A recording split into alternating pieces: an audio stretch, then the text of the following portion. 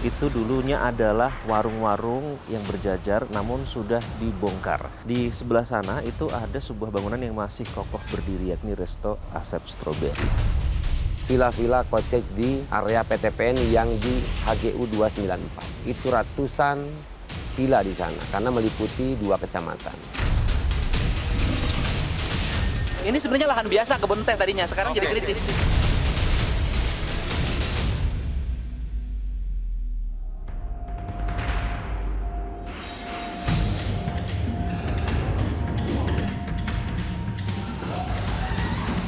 Kita terperangkap di Giant Mega Bekasi.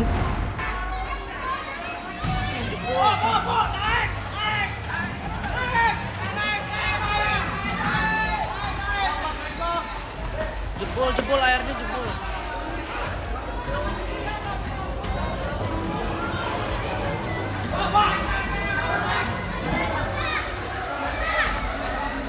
Ngeri banget.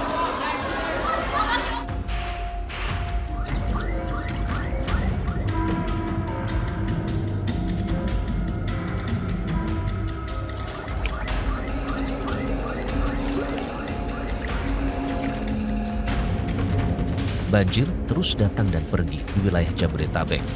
Namun, banjir yang menyerbu sejak Senin malam 3 Maret pekan lalu menjadi banjir terparah di Bekasi sejak tahun 2020. Banjir setinggi 5 meter melumpuhkan 11 kecamatan di kota dan kabupaten Bekasi. Lebih dari 100.000 jiwa kehilangan sebagian harta dan bendanya.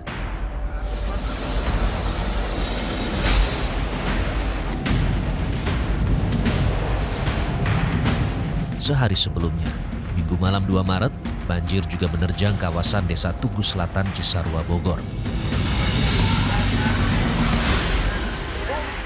Diguyur hujan dengan intensitas tinggi sejak sore, aliran Sungai Ciliwung meluap tak terbendung lagi.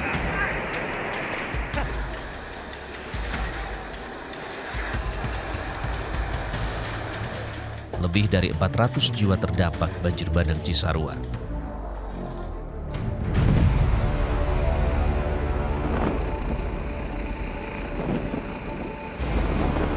Hingga kini, banjir juga masih mengenangi sebagian wilayah Jakarta.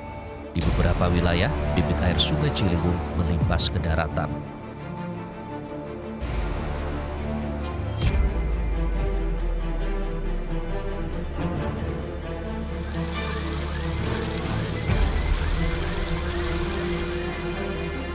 Jelas tidak ada asap kalau tidak ada api.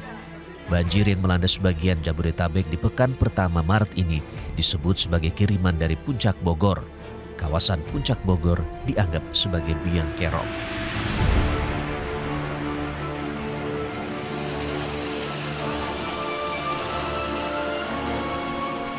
Curah hujan tinggi kerap dijadikan kambing hitam banjir yang datang dan pergi tanpa permisi. Padahal sebenarnya kita sendiri yang lalai dan abai menjaga lingkungan tempat berpijak. Ini adalah pelang kedua yang dipasang. Atas nama leluhur. Disegel dan dibongkar. Bayangin ya, kalau puncak kawasan paling tinggi ini di Jawa Barat, ini Gunung Pangrango kan. Pangrango Taman Nasional, kawasan lindung, paling rendah kawasan perkebunan. Saudara bayangin kalau puncak jadi gini.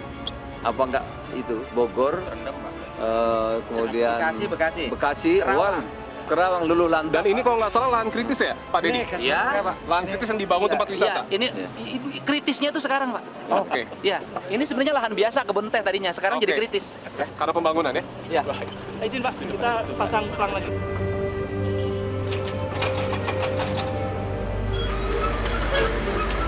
Biang kerok penyebab banjir Jabodetabek adalah masifnya alih fungsi lahan di kawasan Puncak Bogor.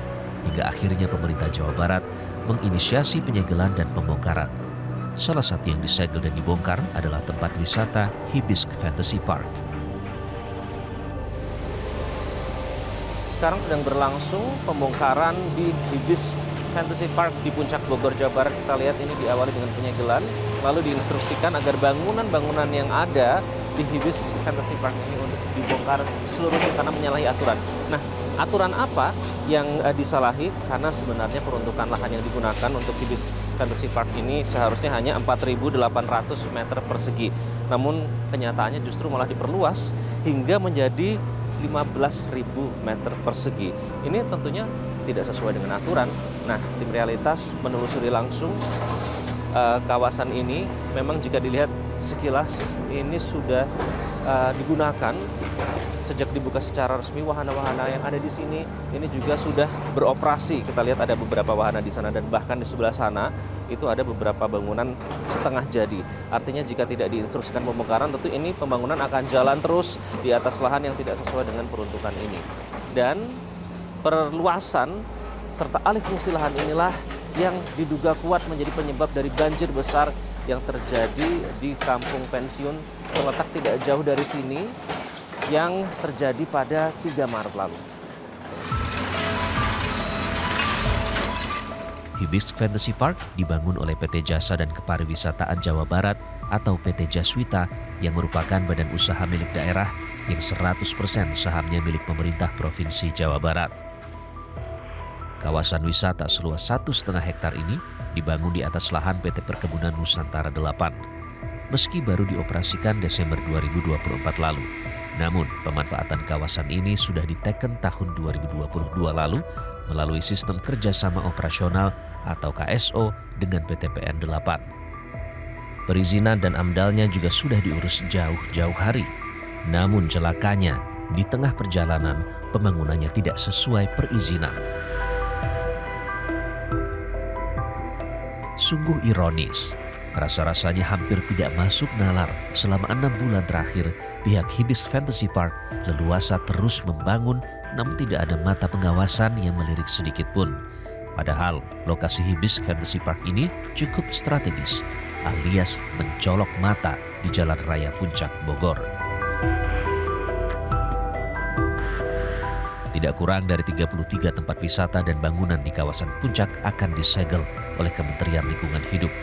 Namun ini tentu saja menimbulkan pertanyaan besar publik. Mengapa baru sekarang dilakukan dan mengapa pula dulu perizinannya diloloskan? Sebaran villa yang ada di kami itu yang memang seluruhnya hampir di 500-600 villa. Ya. Download Metro TV Extend sekarang.